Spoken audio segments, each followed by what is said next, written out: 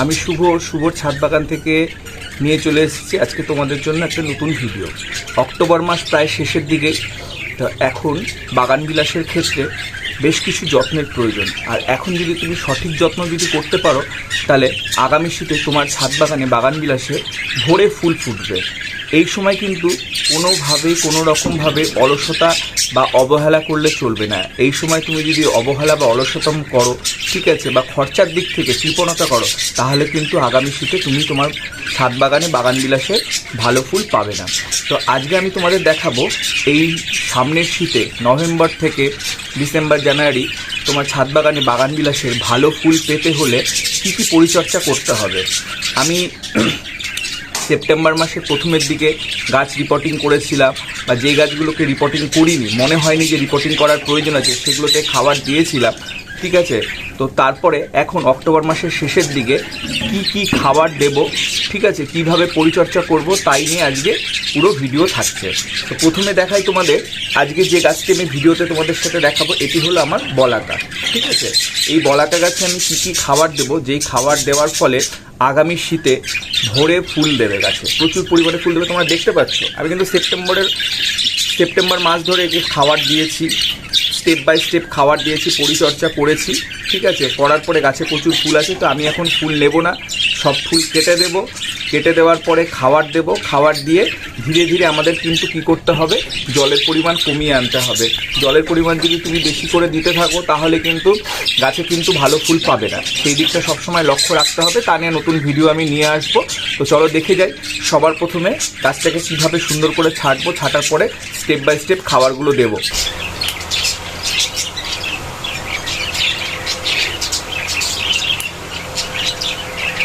তোমরা দেখতে পাচ্ছ আমার গাছের ফুল ছাঁটাই, তার সাথে হালকা করে পিঞ্চিং করেছি, কাজ কমপ্লিট।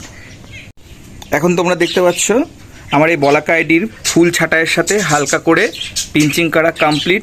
পিঞ্চিং কমপ্লিট হয়ে গেছে। এবার কি করে নেব, এই টবের মাটি খুঁড়ে নেব, খুঁড়ে নিয়ে স্টেপ বাই স্টেপ খাবার দেব।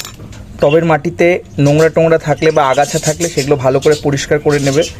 পরিষ্কার করে নিয়ে নিড়ানি দিয়ে খুব সুন্দর করে খুঁড়ে নেব।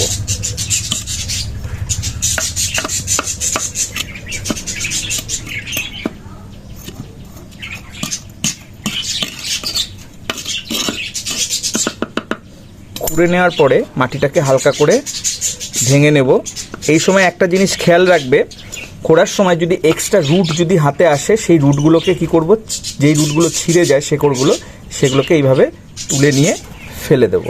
এবার স্টেপ বাই স্টেপ খাবার দেব। এখানে নিয়েছি 1 বছরের পুরনো গোবর সার। এটা আমার 10 ইঞ্চির টব। 10 ইঞ্চি টবের ক্ষেত্রে আমি কি করব, 2 মুঠো পুরনো গোবর সার ব্যবহার করব।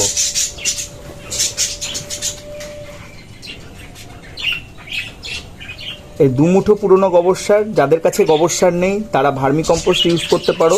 আমি ভার্মি কম্পোস্ট আগে ইউজ করতাম, তো এখন আমি আবার গোবর সারে শিফট হয়েছি। তার কারণ ভার্মি কম্পোস্ট আমার কাছে একটু বেশি দাম মনে হচ্ছিল, গোবর সারটা আমি অনেক কমে পেয়ে যাচ্ছি, তার জন্য গোবর সারটা ইউজ করছি। তারপরে কি দেব, 1 মুঠোর থেকে একটু কম নিম খোল দেব।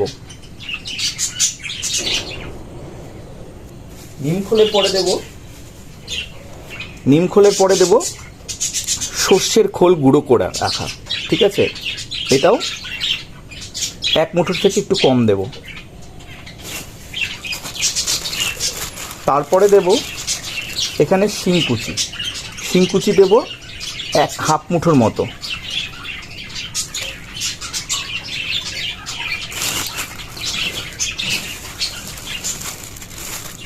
যেহেতু গাছে এখন ফুল নেব, হাড়ের গুঁড়ো, যেখানে তোমরা দেখতে পাচ্ছ হাড়ের গুঁড়োতে প্রচুর পরিমাণে ফসফেট থাকে, আর ফসফেট গাছে ফুল আনতে সাহায্য করে, তাই জন্য হাড়ের গুঁড়োর পরিমাণটা একটু বাড়িয়ে দেবো। হাড়ের গুঁড়োর পরিমাণ দেবো এখানে 2 মুঠোর মতো, প্রায় 2 মুঠো, পুরোপুরি না, প্রায় 2 মুঠোর মতো হাড়ের গুঁড়ো দেবো। দেওয়ার পরে এবার দেব এই এখানে দেখছো তোমরা ট্রাইকোডার্মা ভিরিডি। এই ট্রাইকোডার্মা ভিরিডি খুব সামান্য করে দেব।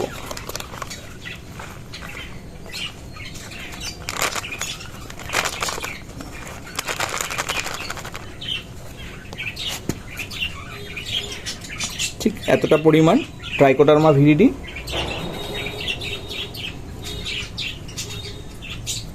মাটির মধ্যে দেবো, দেওয়ার পরে ভালো করে মিশিয়ে, অনেকে তোমরা আছো যারা আগে থেকে খাবার বানিয়ে রেখে গাছে দাও, সেটাও করতে পারো যদি খাবার বানানো থাকে।